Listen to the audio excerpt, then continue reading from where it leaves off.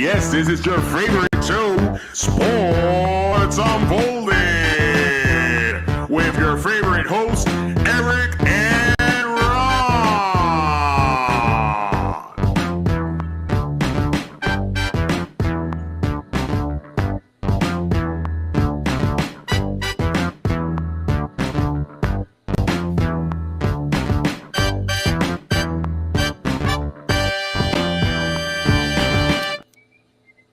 Hey, welcome to Sports Unfolded, Season 3, Episode 8. I am your host, Eric.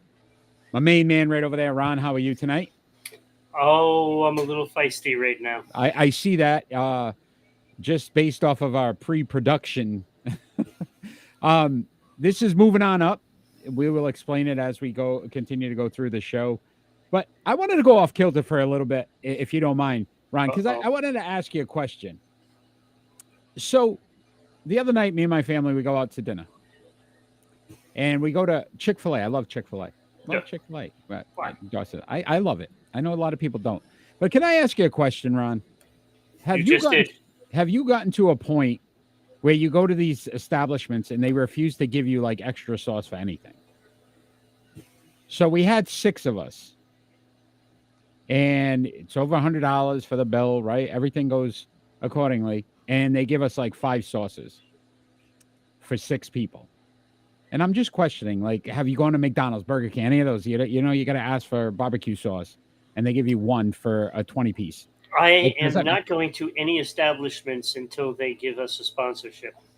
Okay, I like that. I like that a lot. Okay, we'll go that route. It just bothers me. I don't understand why they go that route. And now they sell like a little bottle that you can pay $3 for. That's why they want to do it. Yeah, it's ridiculous. It's just corporate America sometimes. That's really why I don't go there. That's why I don't go there. So don't go there. You don't go there. So let's start off with our leadoff story, and that is one Mr. Russell Westbrook, who has a new home. He has signed with the Los Angeles Clippers. Does this help them in the Western Conference and possibly win the West? No. No. And next segment. Very good. There we go. That was it. That was easy. You asked the question. Easy I answered it. They are not going to win the championship. Look, what does he add? I mean, is he going to add 30% shooting? Yeah, I think right now currently shooting 41.7%. Oh, there we go. That's an improvement from the beginning of the year. Yeah, and then 29.6 from 3-point range. Yep. So, again, when you're looking at shooting, actually, even free throws, 65.5. So he's not a good free not throw for shooter. Nothing, but I'm a better free throw shooter than he is. Yes. I think we're going to have to tape that someday and see how many out of 10. I'll do. All right. We'll definitely have to do that. So, I mean, the interesting part of this is I look at he's probably going to be the one guy that plays every game for the rest of the season because Kawhi Leonard, we know, takes time off, and Paul George has a tendency to do the same thing. He has a relationship with Paul George. They played in OKC, but this is his 5th team in 5 years. Is it a rust factor or are the teams that he's been on, would you say it's been the biggest issue? I think it's a little bit of both, to be honest with you. But I have no confidence in this helping the Clippers get to that championship. They were very active, though, in the trade market. When trades Eric Gordon, Bones Highland, Mason Plumlee, so they picked up some good players. Yes. You add a Russell Westbrook. He doesn't have to be the star, right? Kawhi and Paul George are those guys. That's what they said in Lakers uniform. You don't have to be the star. But I think Russell Westbrook. Oh wow! I can't say Russell Westbrook today. I think he craves needing to be the star, but I think his skills have diminished enough where he can't be the star. And that lies the problem, because I think he still feels he is the guy, and he's not. He's not the triple-double guy that was, a few years ago. They're currently fourth in the Western Conference, so they're 33-28, a half game behind Sacramento, and 3.5 games behind Memphis. So, I mean, they could possibly get to the second seed. Yeah. And that changes the dynamic a little bit, at least from, home court. Not to And me, it doesn't. I just don't see that team being able to sustain it. And yes, going into the playoffs, they could go on a run and they can get into the playoffs and maybe get that second seed. But playoff time, bodies break down. And when you're looking at your three guys that you're counting on to get you over that hump, I'm not sure those bodies aren't going to break down at some point in the playoffs.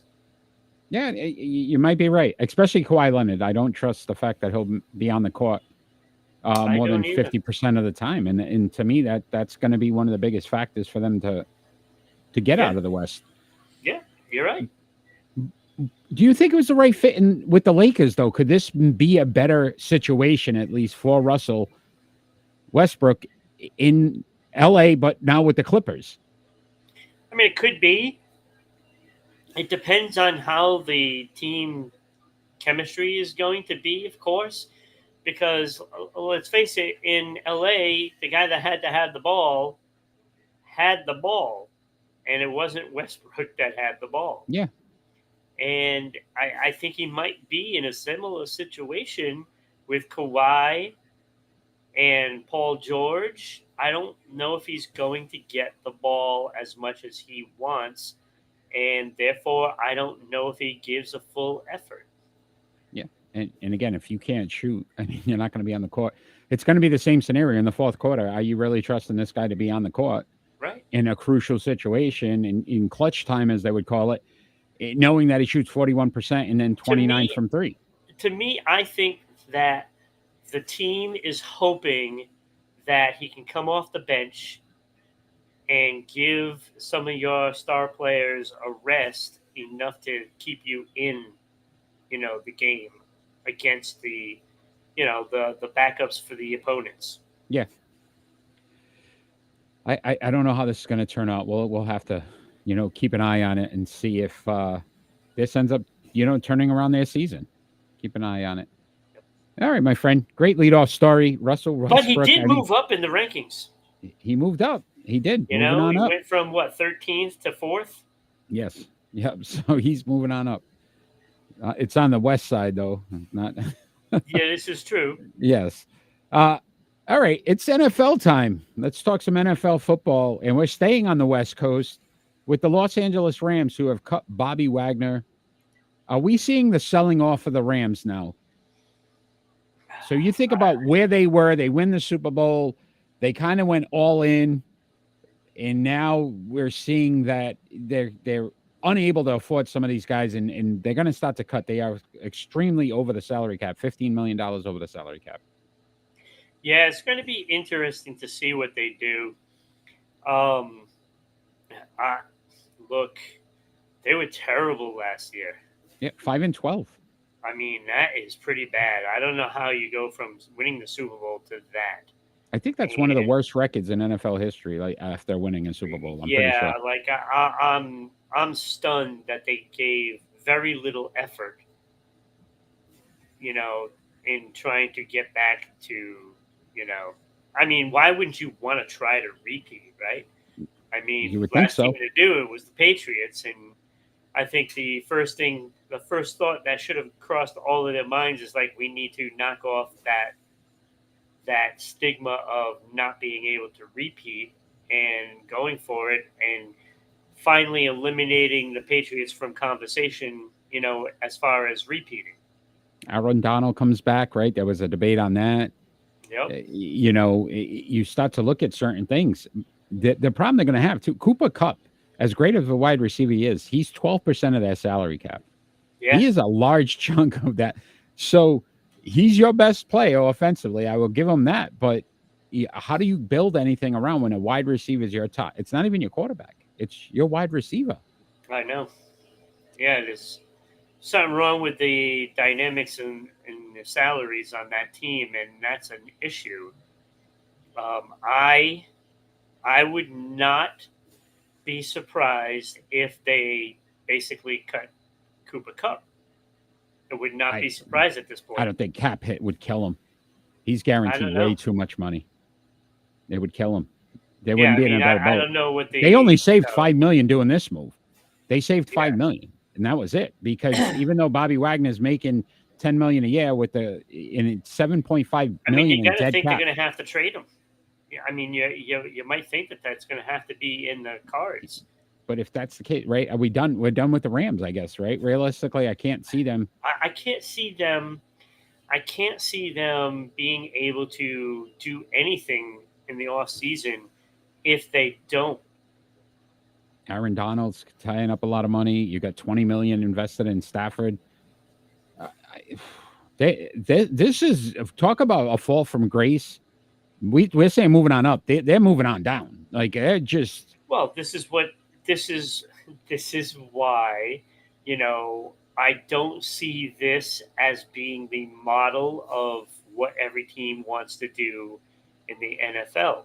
Now, you saw the Raiders try to do this.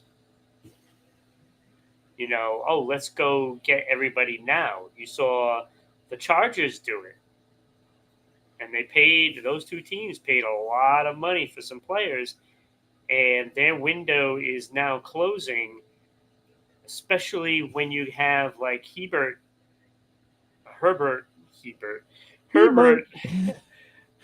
Is, Sesame Street there. Hey, Bert.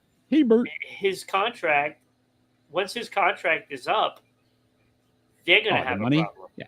Cincinnati Bengals. Yeah. You can't pay Burrow and Chase. What happens there? Like that's another organization that's going to start to feel this. Yeah, and when they all looked at the model of the Rams, well, the Rams are already over.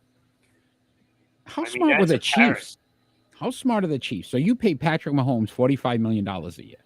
Yeah. But yet you said, look, he's the piece. Because you can lose a Tyreek Hill, who's considered one of the best wide receivers in the league today, and still bring in guys that are less money and be productive. And I think that's where you're going to start to see that mold. It's a copycat league in the NFL. I think that the Kansas City Chiefs took a page out of the Patriots playbook, to be honest with you. Well, vice versa, though, right? They went the opposite way. Brady took less to pay more guys. Yeah, but I mean, I'm saying for the most part, they didn't keep their, guys that are going to get these big salaries. They let them go. Gotcha. And, they got the guy that is going to make those other players better. And you try to plug in the pieces that you need, elsewhere, especially on defense. And it turned out that Kansas City players on defense stepped up when they needed to, and they believed that they would, and they did. And give credit to the front office of Kansas City for getting the players that they needed. Yeah, they drafted well, and you see that. And now the Rams are in the opposite boat. They're going to have to draft extremely well because they're going to lose a lot of talent. And Bobby Wagner's very productive last season. So, again, he'll be back on the market. I'm sure there's going to be a team that's interested in signing him. And he may be a little cheaper because he's getting some money from the Rams to begin with. Yeah, so maybe, if he can come cheap, then, there's a little spot in New England that, we wouldn't mind having. Yeah. Let's see that. Let's see if that happens. Probably not. All right. Let's talk about a quarterback now on a different aspect. Daniel Jones. So he switched agents. He's looking for $45 million a year. A contract. He's out of his mind. He's out of his mind. All right. So you don't think he's worth it. And I'm going to argue to the point that I believe he is. He's not. And I'm going to explain to you why. You ready for this? I can't wait to hear this one. All right. The five highest paid quarterbacks right now in the league are Aaron Rodgers at $50.2 million, Russell Wilson at $48.5, Kyler Murray at $46.1, Deshaun Watson at $46 million, and then Patrick Mahomes at $45, which would put Daniel Jones, let's say, sixth. Okay. if you look at how these quarterbacks performed, obviously Aaron Rodgers and Patrick Mahomes are on their own. But Daniel Jones's numbers last season beat Watson, Wilson, and Murray. And it's not even close.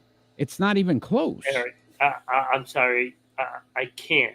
There's no way I'm making Daniel Jones the 6th highest paid. This is the going rate for a quarterback, though. I'm not doing it with Daniel Jones. I'm not doing it. And Okay, he's so- out of his mind if he thinks he deserves that money. Out of his mind. I would say this. If he was smart, he takes less so they can pay Saquon, keep players around him. But what I'm saying to you is this. If they don't keep that franchise quarterback, where are they again? They start all over again. He's a franchise winning quarterback. He got them to the playoffs. He got them to the Come on. playoffs. He didn't get them to the playoffs. Who got him to the playoffs? Well, Was he the starting mostly quarterback with- for the New York Giants? Mostly due to the rest of the cast of characters. Like Saquon Barkley, for the most part, carried that offense. And the defense played very well. Even if throughout they most of the franchise him, season. it's over $30 million to But franchise him. I'm not doing it. I'm not doing it. I'm sorry. I'm not. So you'd paying- start over I would start over. based on the season they had It doesn't matter. and the excitement that people around New York have for the New York Giants now that they're a legitimate team look, that can make if the you- playoffs. If you want to pay somebody in that top 5, trade for somebody that's worth 5. Trade somebody. You know, if you want a top 5 quarterback, go out and get Aaron Rodgers. Go out and get him. You know, How many years not, you got with the Rodgers, though? Look, I'm at the point where I wouldn't even take him over some of the guys that don't even have a job right now. Like, I'm sorry, I don't gotta hear think this one. Daniel Jones is that good right now. I don't think he's good. is he better than Derek Carr? No. So you think No. Derek Carr's okay? Yes, I do. Okay. I just don't think Daniel Jones Is is he a better very than? good quarterback. Is he better than Deshaun Watson? Couldn't tell you at this point. Is he better than Nobody Russell knows. Wilson? Russell Wilson. No.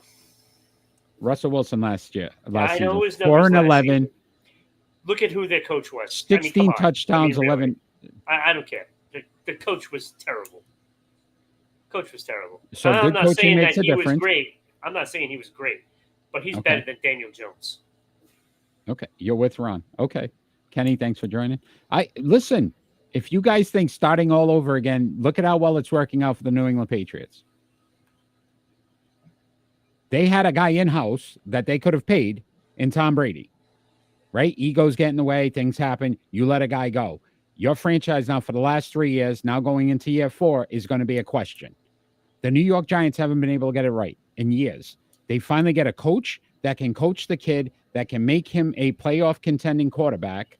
And now you say just start over because the going rate in the market is going to be about 40 plus million. Russell Wilson came over to Denver and we all clamored about how great the Broncos were going to be because they got themselves a legitimate quarterback. And what ended up happening? He They stinks because didn't he doesn't hire a have. legitimate coach. So that's my point. If you've got the pieces already in place and you're going to pay a guy $50 million anyway, and you know that the coach and him work well together, why would you want to get rid of that now? I'm not signing him for that much money. Sorry, he's not getting paid what Mahomes is getting. I'm sorry. That's just I think that asinine. the biggest shocker would Asinine. Mahomes screwed himself with that deal. It doesn't matter. It doesn't matter. Like maybe he did take less. You know, maybe he did take less. Took a little less. Yeah, $5 million less than Aaron Right. Rodgers at $50 and million. that's Sure. fine. But you know, I'm not paying Daniel Jones what Patrick Mahomes is getting. It's not happening. Okay. And anybody that wants to do that, God bless your team because you know it is not going to work out for you. It's not going to work out for you. Daniel Jones is just a seat warmer. Okay. That's what he is. He is what he is. I'd rather have Purdy. Based off of what? Purdy's Purdy had talent around him. If you talk Yes. about a guy that had to, that But- was all But I'd still rather have him. Debo Samuels and Christian McCaffrey. Yes. And he doesn't have that in New York. Yes. He has But he Saquon was Barkley, also who a finally rookie, had a and good look how year. well he did as a rookie. I'll take that. They told him not to lose the game. He didn't do anything. He wasn't spectacular at all. Right. And You that's plug what it- Daniel Jones is after Okay. all these seasons in the Plug- league. plug him in. Okay, let's go close to home here. Plug Purdy in New England. Is he as successful? No. Absolutely not. Put Daniel Jones in New England. Is he about the same or as Mac Jones? No. So you think Mac Jones is better than Daniel Jones? Absolutely. You are off your rocker. I You am are not. out of- I'm you not. are. Daniel are. Jones is how many years has he been in the league? This was his 5th year. Okay, and he hasn't gotten any Oh, better. fourth. He hasn't Fourth gotten year. any better. He got No him to better. the playoffs. He went 9-6. He threw 15 He touchdowns, didn't 5 get them interceptions. there. He didn't get them there. I'm sorry. He's got He's got the good. wheels. He's mobile. I think you're wrong on this one. No, I I'm think not wrong on this one. You are wrong. You are wrong. Because they're going to pay some other guy 30-something million, and he's going to be as bad if it's to your point. So I'd rather pay $30 million to Carr than $45 to Daniel Jones. Seriously. Okay. Daniel Jones is not good enough. He's not good enough. Derek Carr had a better team around him and couldn't win. Now you got to blame the coach, right? So there's all these factors. Just saying. So Just Brian saying. Dable, Daniel Jones worked, gets them to the playoffs. Let's break it up. Let's start over again. That makes sense. That's how organizations stay the way they are. So your boy, Aaron Rodgers, he came out of his darkness retreat, and I know you were excited Right, about boy. that. Did you guys hang out afterwards when he got out? Because I mean, it's like days of nothing. No, No, lights, because no, I'm still upset that he didn't send me a Christmas card last year. see? So here's your chance to make amends, okay?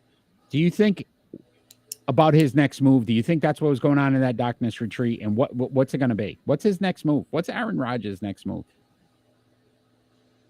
I don't even know. I don't even think he knows. I mean, this is just Aaron Rodgers being spoiled and wants all the attention on him. And, so he's going to go in a darkness retreat or whatever the hell he's calling it. And frankly, it's just BS. He just wanted to be left alone and, avoid all the questions. That's all it was. He just didn't want to answer any questions. I heard it was like $1,300 a night. Imagine that for nothing. There's no TVs. There's nothing in it. It's just complete darkness. Yeah.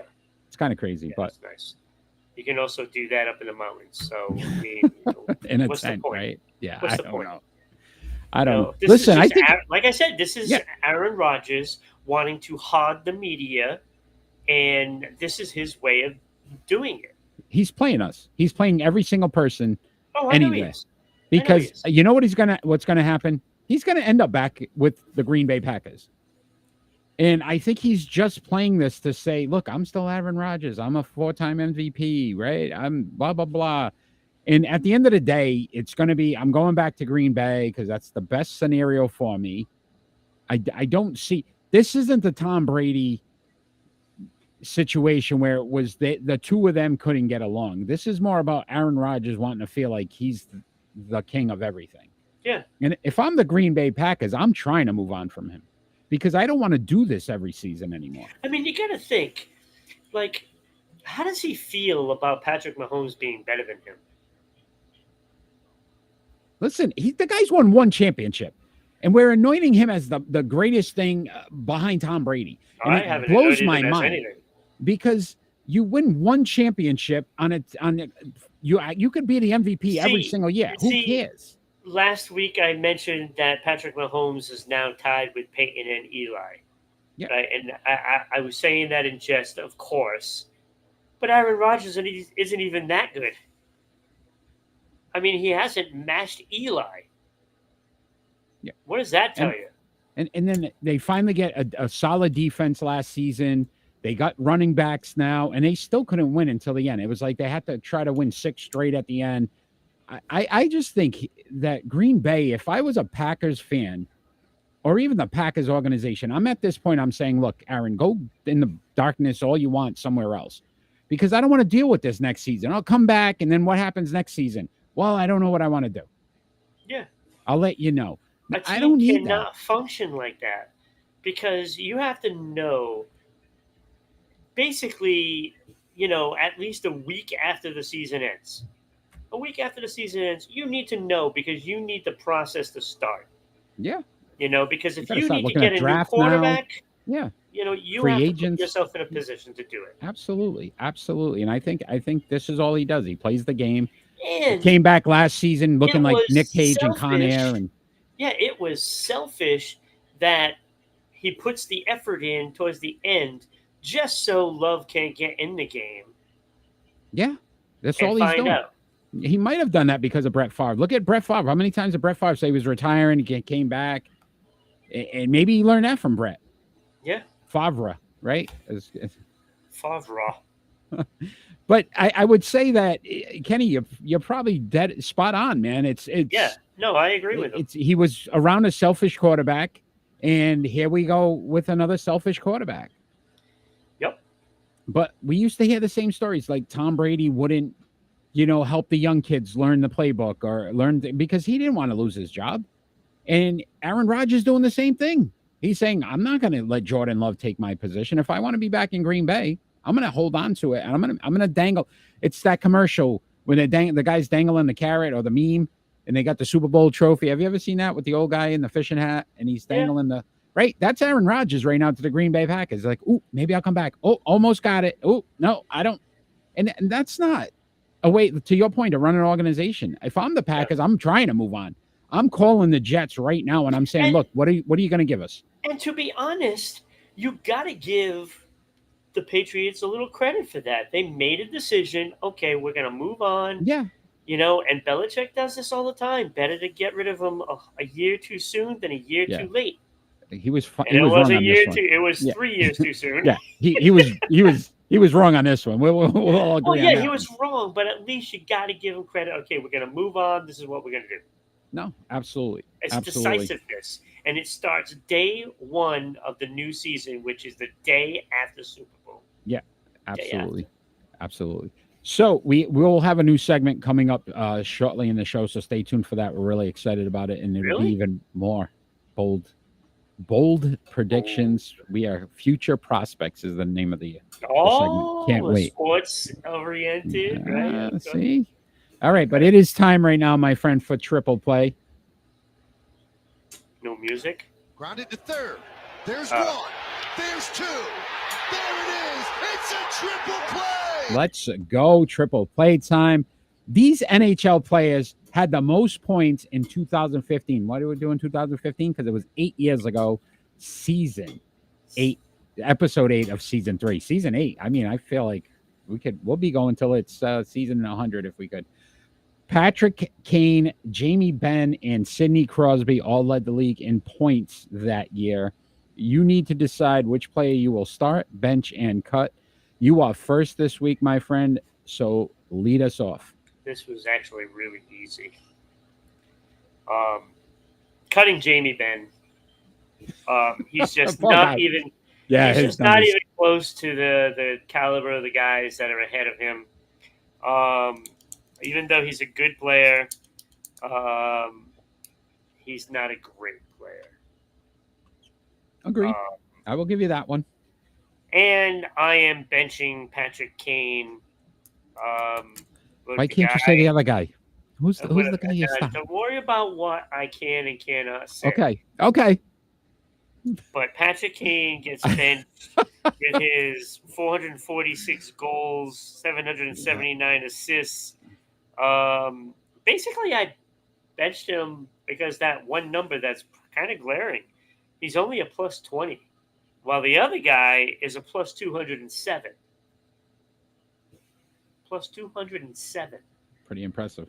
Yeah, they both have 3 cups. Yep. They both have Smythe Awards, Ross, Hart, Pearson, Calder, blah, blah, blah. But Sid doubled up on all of those. And in some cases tripled up. So yeah, it was not it was not a difficult selection putting Sidney Crosby out of these three players as my starter. Okay. All right. And I I know had it you the think same way. that pains me, but it doesn't No, pain no, me. I He's a know good it does. hockey- He is. He He's a is. fantastic hockey player. Yep. A future Hall of Famer. Sidney Crosby was my starter as well, and Patrick Kane on my bench. And to your point, Jamie Benn just doesn't have the same caliber numbers that the other two guys have, Yeah. and no cups. But Right. I will say this. I think one of these segments we're going to have to do. Although like I Ron, think in his equipment, he does have a cup. Ron, I hope so. Imagine taking a puck there. Oof. I would say we're going to have to do like a Montreal Canadiens, Ron's favorite Montreal Canadiens, some point. And I'm going to make you say all their names. I think Well, it that's where we shouldn't take too long to name my favorites. Oh boy, what am I going to do with you? What am I going to do with It you? might be 2, 3. We got to get to 5. All right, my friend. We're going to talk some Good luck NBA. with that one. I'm glad Kenny's with us. We're going to talk some NBA right now, and we're going to talk about the Atlanta Hawks. So they fired Nate McMillan. Do you believe this was the best move for the team? Yeah, I would say so.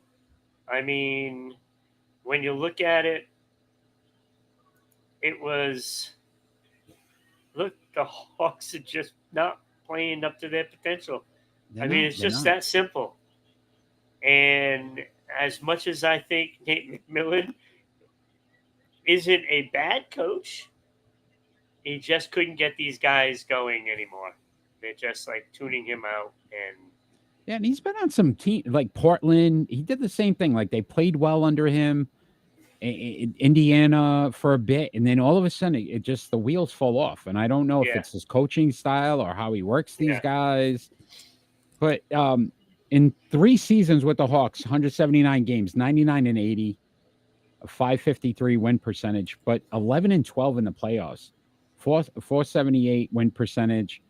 He got him to the Eastern Conference Finals that first year he was their coach, but I think that was again that stick a shot.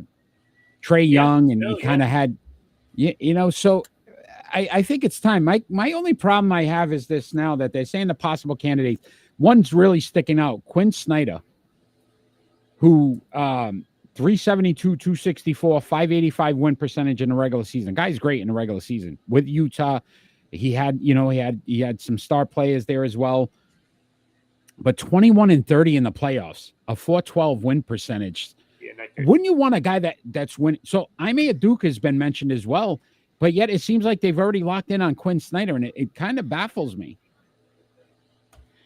Yeah, look, McMillan would make a great interim coach. You come in, finish out the year strong, try to get into the playoffs and see what happens, right? But if you're going to replace him with a guy that doesn't win in the playoffs, what's the point? Isn't that the ultimate goal, right? When you want to win in the playoffs, get a guy that's. What are you changing? It's going to be the same scenario. Anything. You're getting a guy that wins in the regular season, which Nate McMillan usually can do. 29 and 39. Right. They were better than last year. Yeah, I mean, I don't know if I agree with this move. Because they have some young talent. When did the players start to take accountability? Trey Young, Clint Capella, John Collins, DeJounte Murray. They traded from San Antonio. Like they've got good players on here. This team has enough talent to win regardless. And I think they're in a playoff spot. Yeah. So I don't know. And then you're going to bring a guy in that can win in the regular season, lose in the playoffs. What are you gaining? I don't understand it. I really don't. I don't know why Aduka wasn't being more mentioned here, especially since the Celtics now, named Joe Mazzulla their official head coach. The interim tag's off. I don't know where Aduka's doing. Is he still technically a Celtic? I don't even know. I don't even know how that works. Why not? Probably still hoping to get compensation for him. Here's a guy that got a team in his first year to the NBA Finals. Isn't that where you'd want to be? Yeah, I think that makes more sense. If Aduka was to take over this team, I'd fear them in the playoffs. Absolutely. Because he's got the talent. That they were a talented team. Yeah. Yeah. And that to me would make more sense. Get a guy that you know can get you to the finals. And what, they're in the number 6 spot right now, right? I believe they are. Yes. So No, they would 8th. play- I'm sorry. 8th. They're in the 8th. They're 3 okay. games from the 6th spot again. The Knicks. All right. So it's possible that they could end up playing the 1 or 2 seed. Yeah. So if they depending play on the 1, 2, or 3 seed, that's a dangerous team if they get hot. If they have a good coach to win in the playoffs. Yeah, I just saying. I agree with you. One more story coming out of the NBA was Kevin Love. And he decided to sign with the Miami Heat. Does this help them close the gap a little bit in the Eastern Conference? No. All right, segment over. You're really you are great tonight. That's the facts. I mean, right? Do you not see? Right? They're not ahead of Milwaukee. They're not ahead of Boston. I still put Philadelphia ahead of them.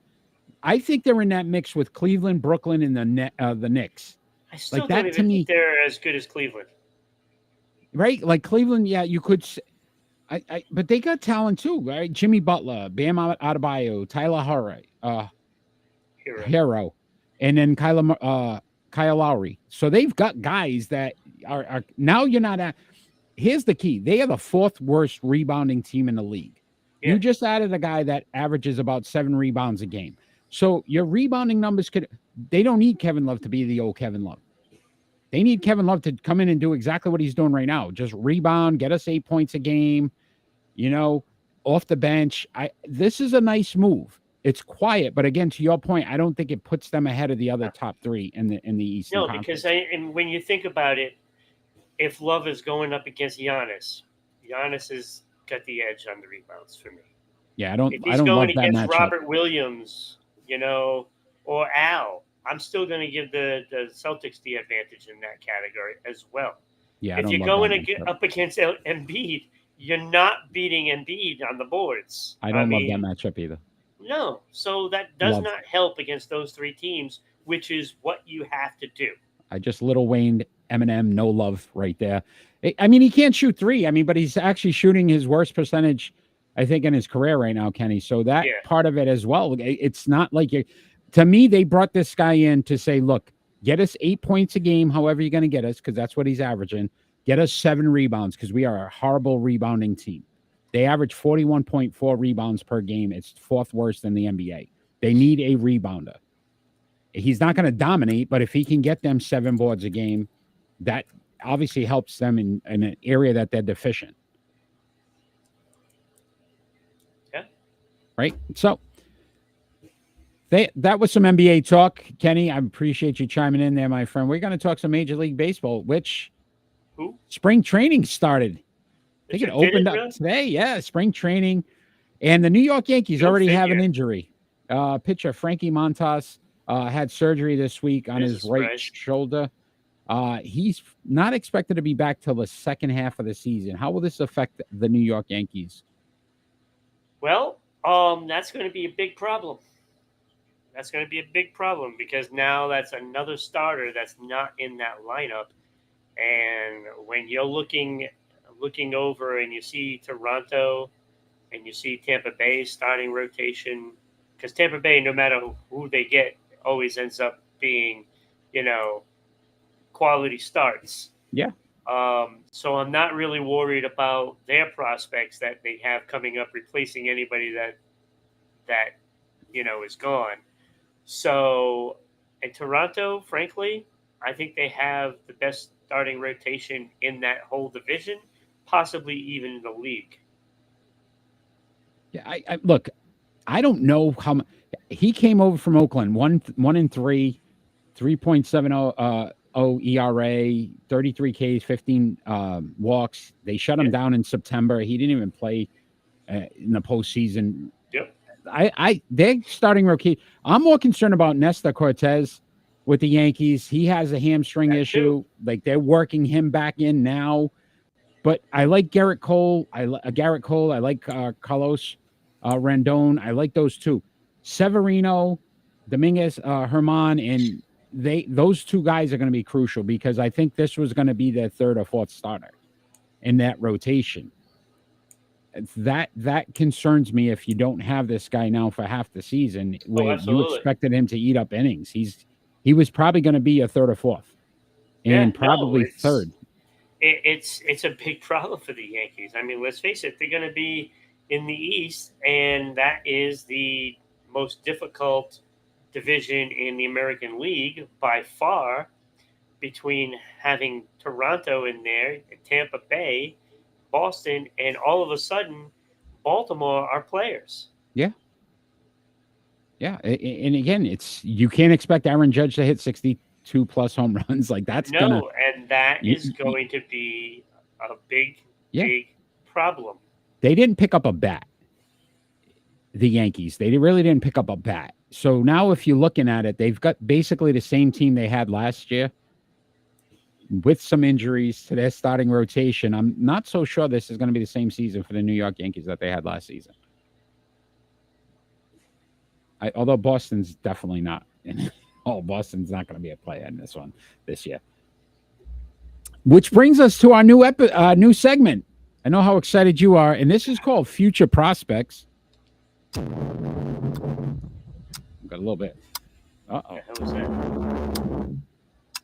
The clock's ticking. We are going to make some funky, bold predictions, and we're going to argue our predictions, basically these future prospects. And each one of us, we get two. So you get to go first this week, and you're going to give us a prospect that you believe is going to happen, and then why it's going to happen. So you can start us off with your number one. Okay. The New York Yankees. Oh, right. Tied right in. Nice. Yep. They are going to start the season 4-6. Okay. And they will not win the division. Okay. And the reason being, because that starting pitching just isn't good enough.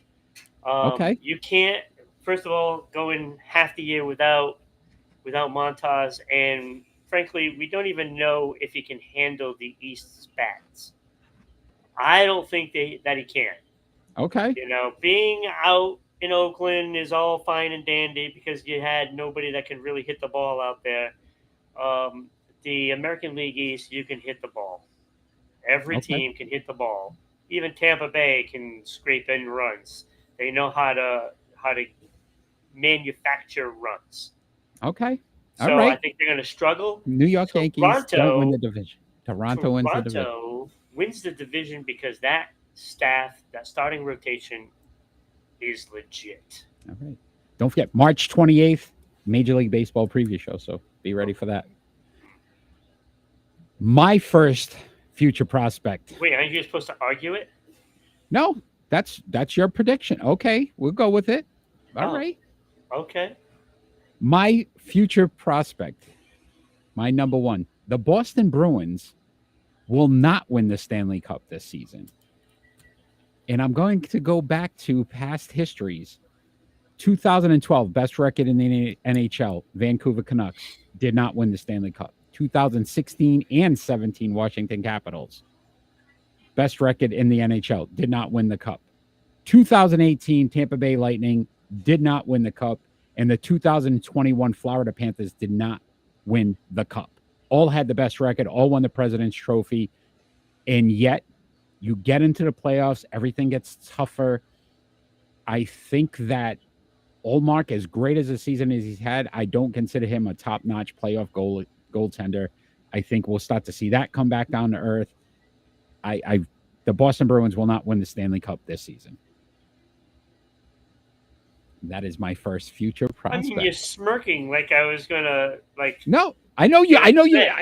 I know where you're gonna go with it, and you're gonna tell me that you believe that anyway. But I think there's a lot of people out there that think they're just gonna coast, and I feel like the problem is no different than the New England Patriots when they went 18-1.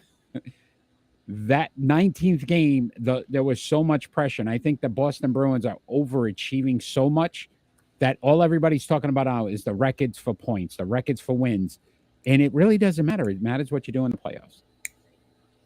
Well, isn't it like since, I don't know, when was the last time the President's Trophy winner won the Stanley Cup? That'd be a good question.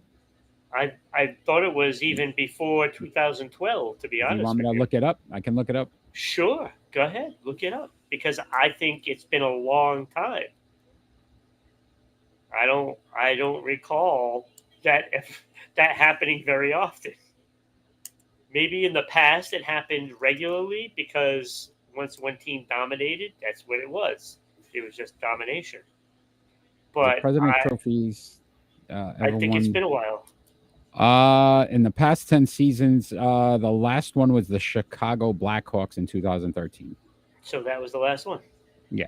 So 10 years ago. So it doesn't the happen last- that It doesn't happen that often. Yeah. Yeah. So not looking good for the Boston Bruins. Your number 2 future prospect, Ron. What else is going to happen in the future? Okay. This is an interesting one, Eric, because I'm really sticking my neck out for this one. Okay. But I really, truly believe it will happen. There will be 6 teams in the NHL playoffs that did not make it last season. Okay. Now, when you look at the East, right now, New Jersey is the only team that did not make the playoffs last season. So that means I need some help there, right? You need 5 teams to make it in. Right. So currently, right now, the Islanders and the Detroit Red Wings are in those playoff spots. They were not in the playoffs last season. So that would give me 3. And I don't think Washington is going to be a player because they're already selling. Yeah. I don't think Pittsburgh is going to be a player. They can make a push, but they're 4 spots down. And Florida Panthers are just not consistent enough. So I think the Islanders, Detroit, and Buffalo, those 3 teams have a shot at getting in there. And I think 2 of those teams will get in. So that will give me 3. In the West, Winnipeg, not a playoff team. They are second in that division right now. I think they hold They're on almost to a the lock. playoffs. Yeah. And Vegas did not make the playoffs. They are Nice, currently yep. in the lead in the West, and I think they will make it. So I would need one more team. Now, this is the scary one. This is the one that I'm worried about because right Kraken? now, Seattle Yes. is in that spot. The Kraken. But behind them is Colorado and Calgary, Who both made the playoffs. So who both made the playoffs. Yep. So if both of those teams leapfrog Seattle, it does not happen. But I'm going to say Seattle is going to hang in there, and I think Calgary is going to be the team to fall behind. Okay. All right. So 6 teams. How they going to get there? Great job. Seeing the future, Ron. I like it. Future prospects. My future prospect at number 2 was the Los Angeles Lakers will make the playoffs and win a playoff series. And here's why. They're only a game and a half back of the 10th spot. So they need a game and a half. And the team that's ahead of them in the 10th spot's Golden State. And we know their injuries. Steph Curry's still out for maybe another week. The other teams that are ahead of them at 8 and 9, the New Orleans Pelicans and the Utah Jazz. The Jazz are going to fall out of it. They started off so hot at the beginning of the season. They fall off. Yeah. New Orleans can't stay healthy. Same problem they had last year. They are possibly going to fall off as well. OKC and Portland, I don't have any faith in, which means the Lakers leapfrog them, especially with the trade impacts that they had from Malik Beasley, D'Angelo Russell, Mo Bamba. I think that this team is now primed to get at least back into the playoffs and win a series. The Lakers will make the playoffs. La Bamba. La Bamba. La, la, Yes. la, la, Bamba. Easy, Ricky Valens. It's all right. Is it Richie Valens? Richie Valens. Richie Valens. Richie. So the Lakers make the playoffs and win a playoff series. My second future I don't know prospect. about winning a playoff series, but I take LeBron James in a one game series because that's not winning a series. That They is win a series. play-in game. That's a is play. No, you got to win the playing game to make the playoffs. Make the series. Okay, and they still do it. They still do it. Denver Nuggets get beat by the Los Angeles Lakers in the first not round. Gonna happen. Not going to In happen. the first round. Not going to happen. That's your future prospect. That's our new segment. I hope you all like it out there. More than you can chew, and I like the I'm segment. making it. I like the segment. I think this is going to be a great one for us. I think we're going to have a lot of fun with it. But we are going to talk some hockey. It is NHL time, and I know how excited you were to get this off your chest tonight. The Boston Bruins. Like I'm having my chest is ready to explode. Gonna have like the alien pop out like in the movie. Yes. Yeah. So let's bring up the newest Boston Bruin. I know how excited you are to see Dmitry Orlov. He is now a member of the Boston Bruins, and Garnett Hathaway, which they needed to have a Garnett in Boston. I mean, it makes sense. Do you like the move, Ron? And before when you think about this, Celtics bring Garnett in, they win a championship. Yeah. Bruins bring a Garnett in, they win a championship. Not according to my future prospect. And not according to your future prospects, but we know you're always wrong at everything. I am very wrong a lot of times, yes. Yes, you are. So, look, what do you think of this move? Look, I like the pickups. Now, I'm stressing that I like the players, okay? I do not like what it costs them. Yeah, because frankly, first round, it is way too much. First round next year, a third in 24, a second in 25, and the Wild get a fifth round pick in 23, and they gave up Craig Smith. Right. Yeah, but I mean, Craig Smith was the thing that they wanted to get rid of some salary. Yeah. Right. And honestly, he wasn't having that great a season. Now, getting these players did not take the salary cap because I believe the Wild had taken some of it. The Wild take 25%, and the Capitals take 50% of it. Yeah. So I think he's a bargain. Yeah. No, I think getting rid of Craig Smith might be for something else, just in case. Okay. So Orlov, 3 goals. With that being said, go ahead. I don't know if they're going to do anything else because I think they're leaving that door open for one guy, possibly two. Okay. Is this for the next segment? No, what I'm saying is I think they leave the door open just in case Patrick Kane says, well, I'll go to, say, the Rangers, Boston, or Carolina. All I keep thinking about is Bruno Mars now when you say leave the door open. Gets me all excited. I love that song. Yeah, so I think that leaves the door open for that. And it also leaves the door open just in case the Islanders collapse in the next week and maybe they want Bull Horvath. Okay. And that would be probably the only two players I can see them going after. So they pick up a defenseman, right? In Orlov, 3 goals, 16 assists, plus 2 on the season. 22-43 in time on the ice, so he plays a lot, right? Which would benefit. What line does he fit on, Ron? Where do you put him? The third pairing. The third line. So this is why I'm saying you're giving up way too much for these guys for a fourth line forward and a third pairing defenseman, because he's certainly not going to be ahead of Lindholm and Grizzlick at this point. They're playing too well. And frankly, I'm actually surprised that they went this route, because you have Forbert, who, is out there during penalty killing times, and teams just do not score when he's out there when they're killing penalties. And therefore, I'm not even sure he's going to be regularly in the lineup. Yeah. So I don't like this. And does Hathaway fit, or is this just a depth? Hathaway definitely fits, okay? Because, first of all, you weren't getting anything from Craig Smith. Yeah. All right? And he's not one of those guys that are going to go out there and get under the skin of the other team. Hathaway is that kind of a player. So you're bringing in a guy that can be like that Foligno and Trent Frederick, that they just wear you down and and just has that Brad Marchand type of annoyance Oh, good. You need more of in those. you.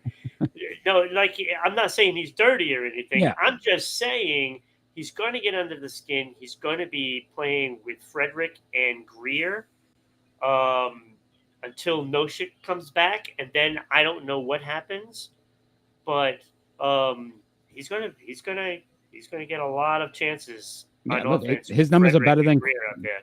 his numbers were better than Smith. Yeah, he's got 5 9 more goals. goals. Yeah, Yeah. 5 more goals. His shot percentage too, 12.9%. No, he's a good player to bring in, especially for playoffs.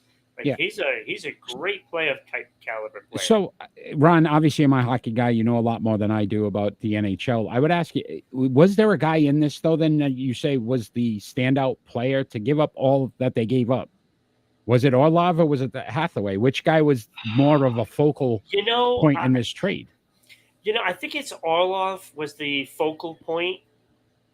So, to me, it smells like something else is brewing, to be honest with you. It could mean a potential trade that involves a defenseman on the Bruins. And seeming Orlov is a left side, I would say could spell trouble for Grizzly, to be honest with you. I mean, I was thinking the Bruins would probably part ways with Carlo, but him being the right side, it doesn't make any sense.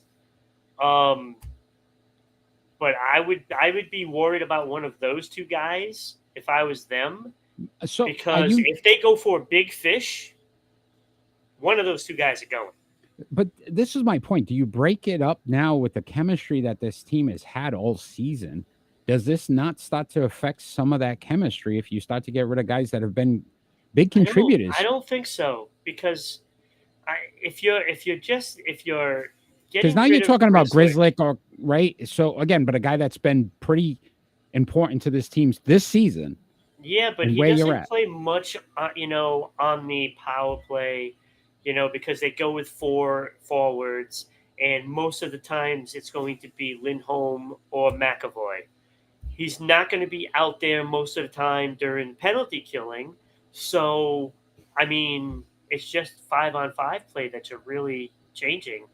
And for that matter, it's not really much of a difference. Okay. All right. Let's see if this pans out for the Bruins, if there's something down the pike. It could be something down the pike. And that's what I look at this, that this didn't make any sense. But the problem with that is giving up that first-round pick makes it look like that you're not going to be able to do anything now. Yeah, unless it's a guy that, like you said, is valuable enough that a team and that's why I look at Carlo, because, I mean, he's a good defensive player. And to me, that would make sense if you're going to try to get, I don't know, a Patrick Kane type player. Not necessarily Patrick Kane. It could be Timo Meier. It could be somebody. And that would make sense. Gotcha. That would make sense.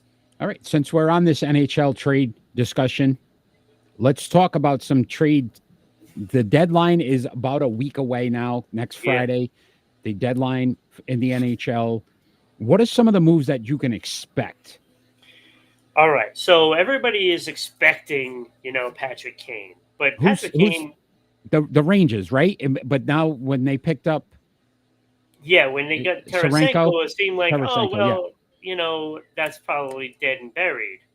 I don't know about that. I think the Rangers will try. And frankly, I think Patrick Kane, he's in Chicago. And I've been thinking about this long and hard, and I know at the beginning of the season I said the Carolina Hurricanes would probably get Patrick Kane. And I'm thinking about this. Why is he going to leave Chicago to go to Carolina? He's going to want to go to a big market. And to me, that means New York or Boston. But what do you need if it's for one season? I mean, it's just to end the... He wants to go to a cup contender, right? Yeah. And I know Carolina's a cup contender, but I don't see him okaying a trade there. I don't see it. I think Okay. he wants to stay in a big market, and I think he ends up in New York or stays in Chicago. Okay. And to be honest with you, I'm leaning towards staying in Chicago. Okay. So I'm gonna keep throwing names out, and you tell me. Timo Meyer. Team? I don't think he's going to move. Really? I don't think he's going to move. I So think they're going to try to re-sign him. Devils and Canes were rumored as the two teams Yeah, possibly. if he goes anywhere, it's going to be in Carolina, because Carolina probably wants Kane, and they're going to end up with him. So he's Okay. either going to stay put or go to Carolina. All right. Jacob Chikron. That's a tough one, because I'm right now, I don't think he's going to move. All right.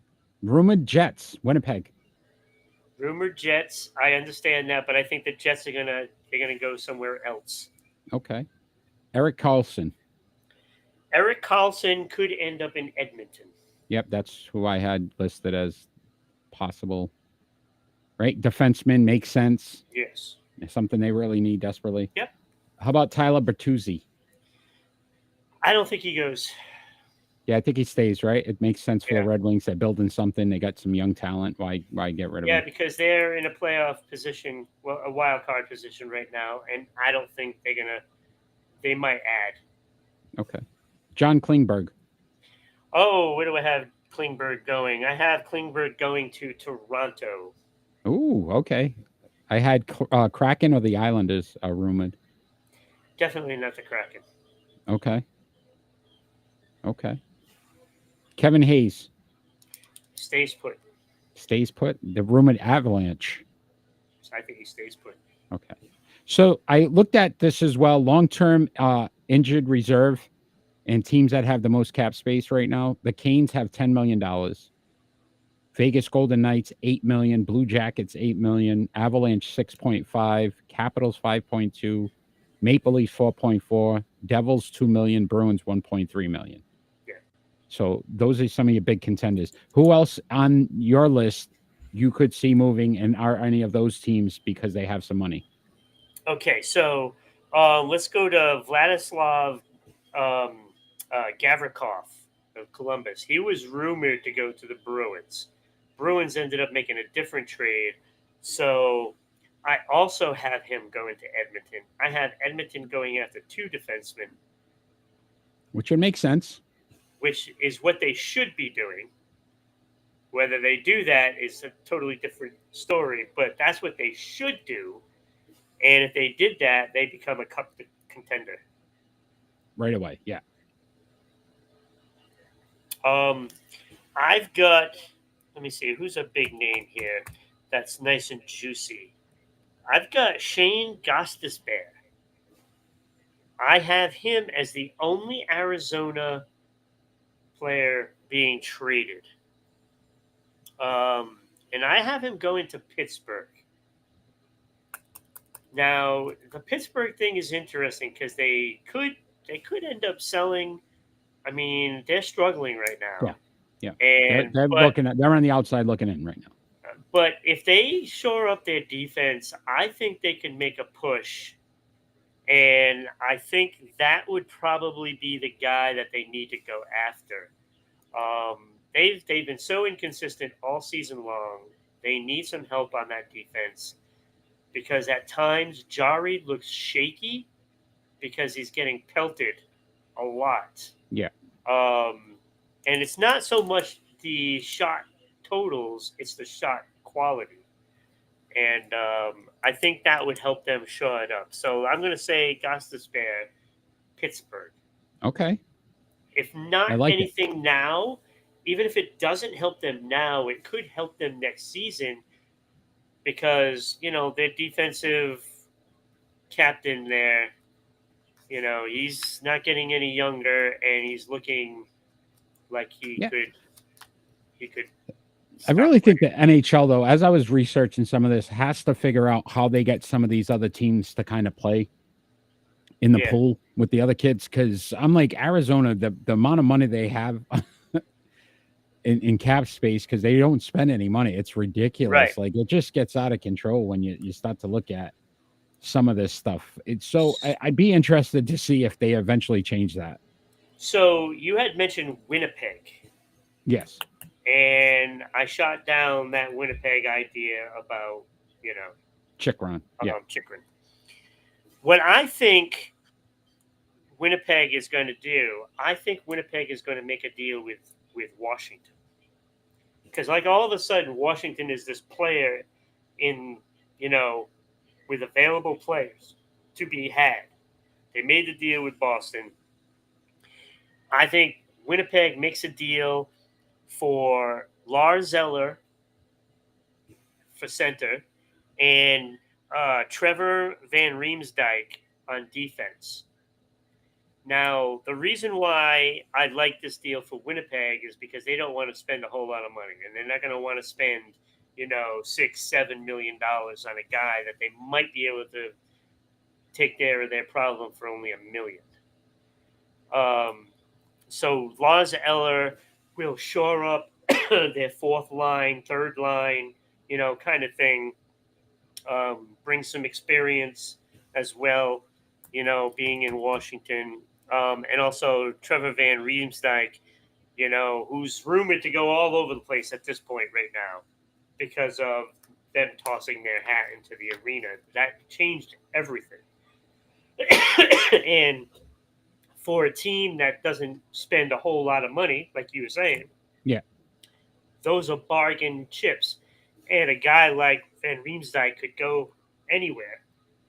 So before we move on, let me just ask you this. You already said Patrick Kane, you're pretty sure. I mean, unless it's the big market, he's probably not going anywhere.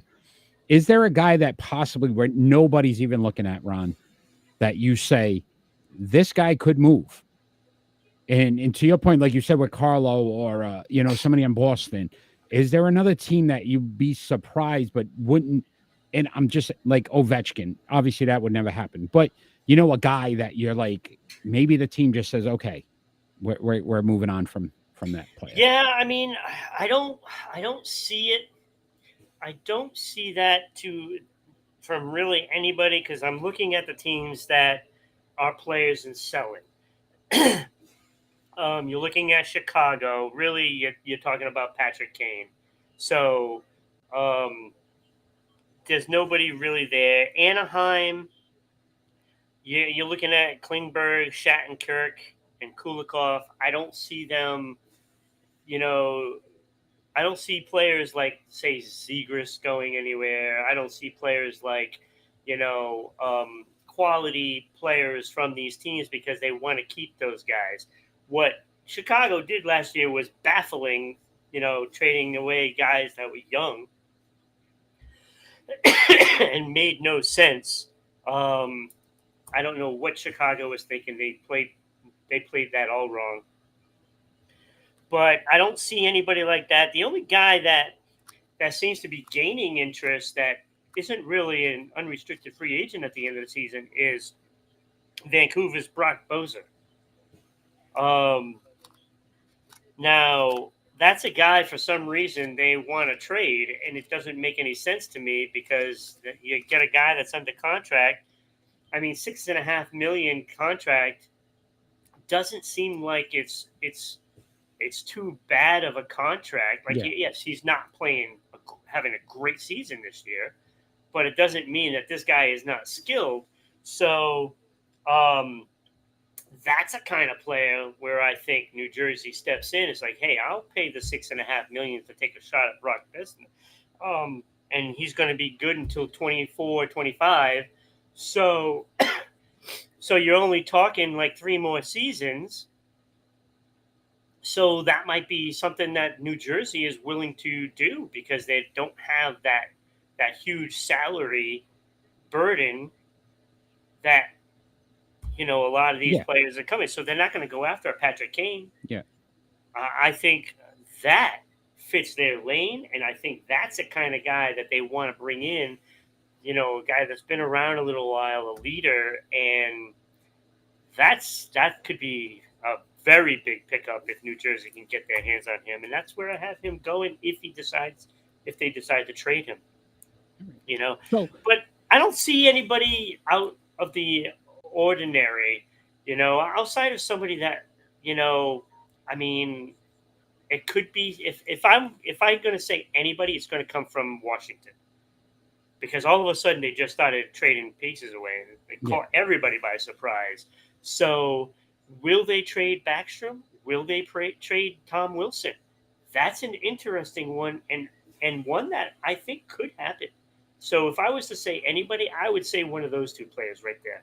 Outstanding. So next Friday, obviously our show, we're going to have a lot of NHL coverage, especially with the trade deadline, and see what happened and what didn't happen. So stay tuned for that next week. Can't wait. But it is pick and roll time, my friend.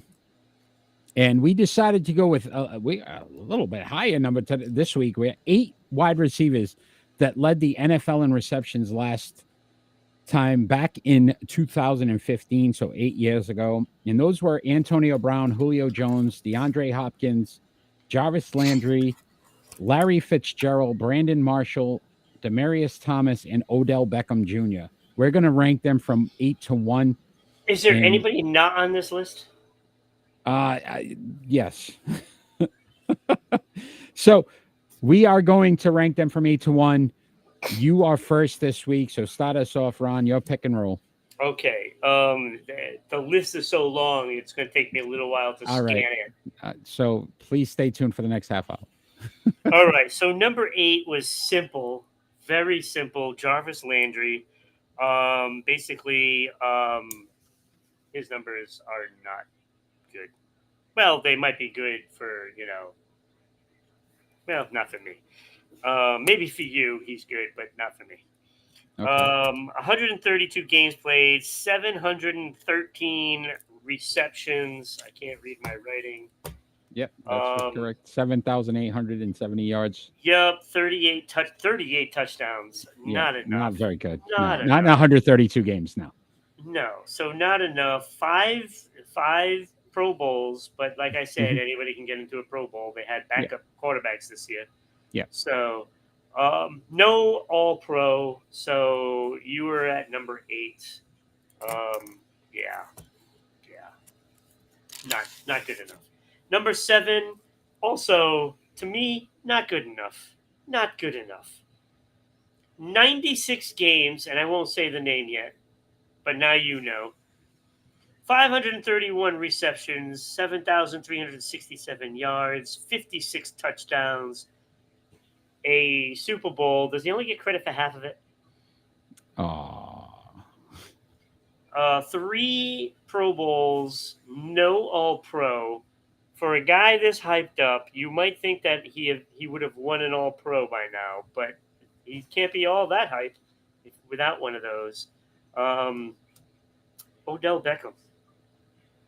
I don't know if you saw the picture with him and Robert Kraft at the Super Bowl. It's a big thing going around, but that he's coming to New England. But go ahead. Well, that I wouldn't mind that. But he's still number 7 on this list. Yeah, agreed. I can see why.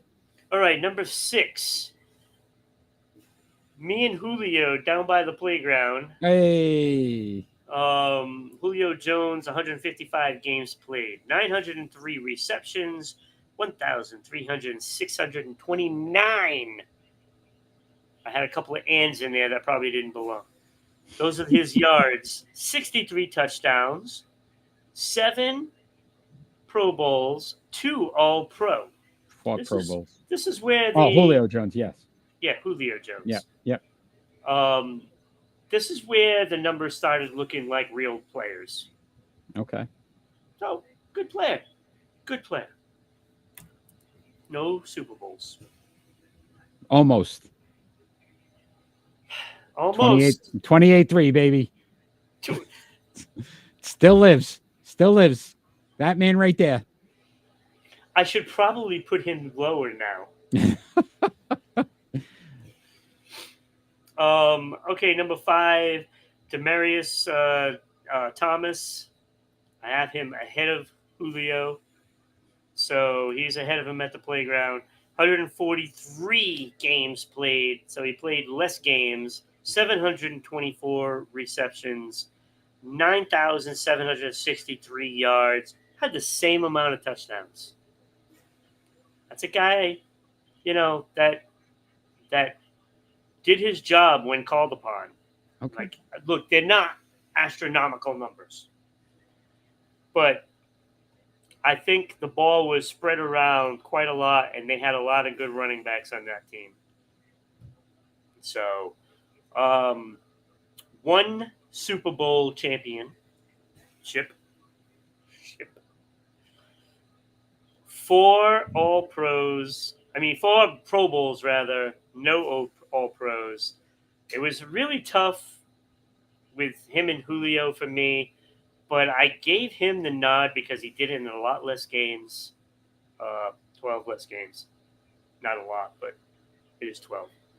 So I don't know. The jury's still out on that one. I gave him the edge because of that Super Bowl. Yep, as usual. And that he's not with us anymore. Okay. You can't use that as a deciding factor. That's a deciding factor. I can do whatever I want. All right. Yeah, it is your list. Good call. Pick and roll. Just roll. Rolling with it. Yeah. I pick them and then I roll with it. Yeah. All right. Now we start to get going here. Okay. DeAndre Hopkins, 145 games played, 853 or 7. Can't read my writing. Receptions. 11,298 yards. Yeah. 71 touchdowns, 5 Pro Bowls, 3-time All-Pro. 3-time All-Pro. And he's 4th. Yeah. Third, where is my third? Oh, I put Brandon Marshall at number 3. 179 games played, 970 receptions, 12,351 yards, 83 touchdowns. Those touchdowns, I love those touchdowns. Yeah. 6-time Pro Bowler, 1 All-Pro. He was a good receiver. He was so good. He was. And, he bounced around a lot, though. Yeah, he did, but he was good no matter where, really. Yeah. I remember when he went to Chicago, was it? Yep. Chicago. He started in He Denver, Miami, Seattle. He was everywhere, but yeah. Yeah, and he seemed to, no matter what, he got those yards with no matter who the quarterback was. Yeah. Number 2. It actually pained me to put this guy here. Antonio Brown. The loose cannon had 146 games. It's it. Christmas card. Yes. No Christmas card. I don't expect one from him. Maybe he'll just send you a pic. Maybe. You don't want those. No. Although I don't think he could do it on TikTok or Instagram or wherever he did it. No, probably not. I think he's banned from them. No. 928 receptions, 12,291 yards, 83 touchdowns. He has a Super Bowl championship, which is why he's ahead of Brandon Marshall. And also 7 Pro Bowls and 4 All-Pro also has something to do with that. Just a little bit. Yeah, those are some spectacular numbers. But I put Larry Fitzgerald at number 1. Larry Fitzgerald, 263 games, 1,432 receptions. The only one over 1,000. I mean, he did play a lot more games. Yeah. But that's a good thing because he at least was playing games and not quitting. Come on. No, go ahead. I gotcha. Didn't throw his jersey into the crowd. Yeah. And the number, 121 touchdowns. Better than all the rest of these guys. 11 Pro Bowls, 1 All-Pro. He also won a Walter Payton Award. So, yeah. Can't be too bad, right? Yeah, no, not at all. Nice. So, guy. Larry Fitzgerald, I think, look, I've never heard of any trouble he's been in. No, he was always one of those class. So you're looking at a quality guy as well as a quality player. Yep. Always was there when you needed him. You know, especially in those short yardage, trying to get that first down. Boom, he's there. and he comes up with the catch. The guy, I don't know if I've ever seen him drop a ball, to be honest. Maybe one. Yeah, no, he was phenomenal. He was. So we had the bread the same. It's the little bit in between. So your sandwich is made a little different than my sandwich. But Jarvis Landry, I had at 8. I agree with you. His numbers just 38 touchdowns, not very good. Odell Beckham Jr., I had at 7 as well. Again, to your point, even with the Super Bowl, it really wasn't him. He wasn't a big part of that Super Bowl win. At 6, though, I had Demaryius Thomas, and I had Demaryius Thomas because of the yardage. So 9,763 yards. I said that those two could have been different. Right. But then I have Julio Jones much higher than you. Yeah. DeAndre Hopkins, I went 5. And again, if you look at some of the receptions, 853 right now. I didn't put him ahead of Brandon Marshall at 4, who has 970 receptions, 12,000 yards. I went Julio Jones at 3 because of those 13,629 yards and highest yards per reception on this list at 15.1. Yeah. So the man was catching, first downs every time. Yeah. And then some. Super Bowls, but all right, 28-3. Yes. But 7 Pro Bowls, 2 All-Pros. And I want to discuss this part of it. Antonio Brown, 2. We can. All right. Larry Fitzgerald. Who votes on these All-Pros? Because how is this man only won 1 with those numbers? I don't know. That was ridiculous. The guy had 1,432 receptions, 17,492 yards, 121 touchdowns. Nobody on this list even close to that. No. 1 All-Pro. No. How does that make any sense? There were many years that went by that I wish he was a Patriot. Do you not remember? He was rumored. There was a big rumor when he was going to retire, and they were talking Larry Fitzgerald, him, Brady. I would have loved to seen that combination. Yep, I would have too. But I mean, so we had the bread the same. The meat in between was a little different. Well, it was just in a different order because we all dealt with the same ingredients. Yes. You put your cheese ahead of my ham, I guess, lettuce, however you want to look at it. Yeah. But good pick and roll. I mean, the amazing thing too, out of all those guys, it goes to show that you don't need a top wide receiver to win a championship because there's only 2 championships won in that: Odell Beckham Jr. and Antonio Brown, and both of them had to go, play with Tom Brady or somebody else to get him. Yeah, stacked Rams, and he only played half the game. Yeah, Demaryius Thomas, right, won it with Peyton Manning. Yeah. So. Yeah. So, Ron, it is prediction time. We're going to bring up those numbers. I do have to make a correction. I didn't put Manny's in by mistake. So, Manny, I will update this for you. I do apologize. Manny, get after him. Yeah. He said, he texted me earlier. He's like, how did I do? And I'm like, I forgot to put him in. So I will put his in after Kenny. If you're still on, you went 3-3, 500. We didn't have a good week, though. We all had a losing record. No, I had a bad week, and I still gained one on you. Yeah, you did. It was that XFL game. That XFL game. Yes, I know. I watched it. That was a hell of a game. So if you guys are joining live and you want to chime in, we can add you to our list. Just let us know which team you are rooting for on these upcoming games that we are going to discuss now. So we start off in the NBA on February 25th. You have the Boston Celtics at the Philadelphia 76ers. That's tomorrow night.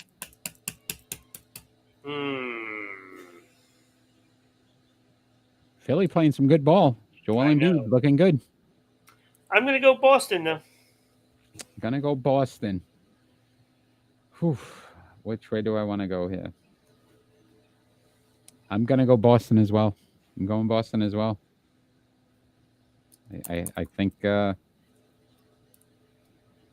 C's pull this off. They know how important it is. February 26th, Kenny, if you're on, just let us know. February 26th, the Phoenix Suns at the Milwaukee Bucks. Bucks are so hot right now, but Giannis being out. Phoenix, I think Kevin Durant will play in this game. I'm going Phoenix here. Yeah, I am as well. With no Giannis, there's no way I'm picking Bucks. All right. February 26th, you got the Los Angeles Clippers at the Denver Nuggets. Is this going to be his first game with Westbrook? the team? I believe so. I believe this will be his first game. So that'll be a loss for the Clippers. I went Nuggets as well. I still think that you got to get them to mesh and play a few games together beforehand. Yeah, oh yeah. You have to at least get 50 games into mesh. 50. So next February 25th in the NHL, we got the Dallas Stars at the Vegas Golden Knights. Not as sold on Dallas anymore. Yeah, I'm not as sold on Dallas. I'm going Vegas here. I think Vegas has been playing a little bit better hockey now. They kind of righted the ship a little bit. I'm going the Golden Knights.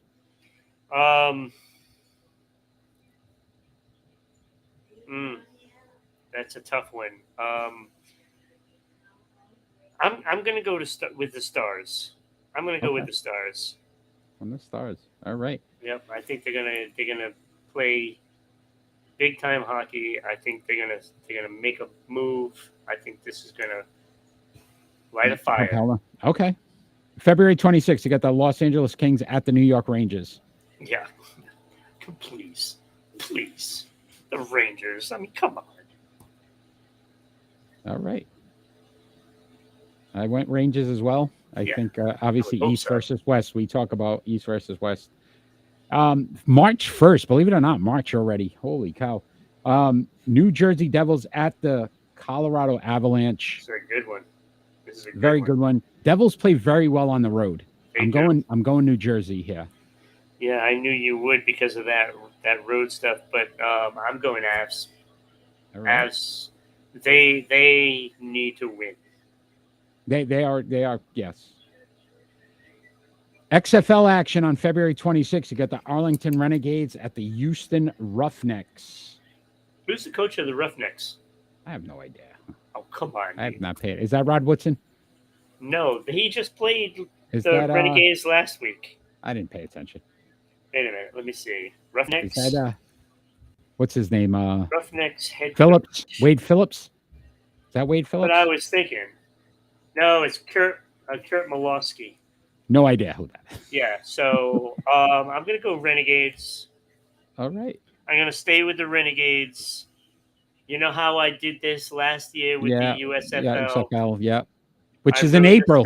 Get ready. Yes, April. I cannot wait for my Stallions to come back. They had a draft. Stallions. They had the USFL draft, and we didn't even cover it.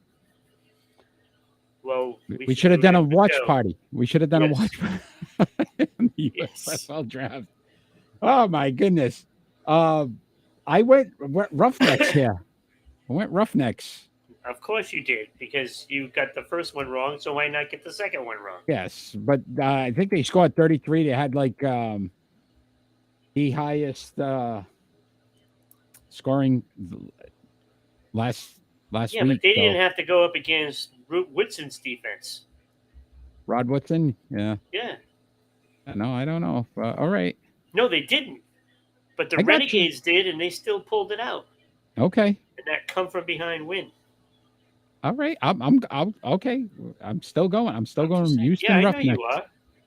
Houston Roughnecks. All right. And then on February 26th, my friend, Palo Casino 400 NASCAR. I'm looking right now because I forgot to check a driver here as well. I am going Kyle Larson. I'm going to go with Harvick. Harvick? Yes. All right. Harvick. Got it. All right. So that is our predictions for this week.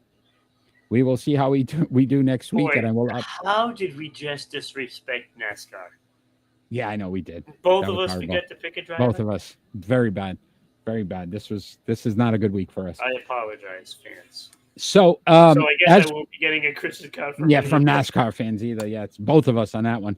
So as we finish the show off, normally we end with our final thoughts, but we always have you explain to the fans out there if they'd like to sponsor the show. We are still looking for a sponsor for any one of these segments. So we just got our new segment, Future Prospects. How great would it be to have something, to advertise your business on our new sponsor? You're thinking of something that's futuristic, right? So the latest sci-fi show. How about that? Anything. anything. But Ron, how can they sponsor Sports Unfolded? Hey, it's really simple, Eric, because all you have to do is just send us an email at ribroadcasting.media@gmail.com. We can send you out all the information. But really what it comes down to, that it is inexpensive. You know, it's like a dozen of eggs. A dozen of eggs in Massachusetts, Walmart, $8, but it's even less than that. Less than that. Less. Less And than 10 you get gallons of four gas, probably, episodes. too. Yeah, you get 4 episodes, and we read off your ad for you, and we put up the graphics as we read it off, and people see, hear, and sometimes maybe even feel the ad. Feel TV, baby. Feel TV. If you'd like to follow us, sponsor not only spots on the show, but donate your stars, your bits. Yep. Again, follow that little ticker. It's told you all the different ways to watch and listen to us.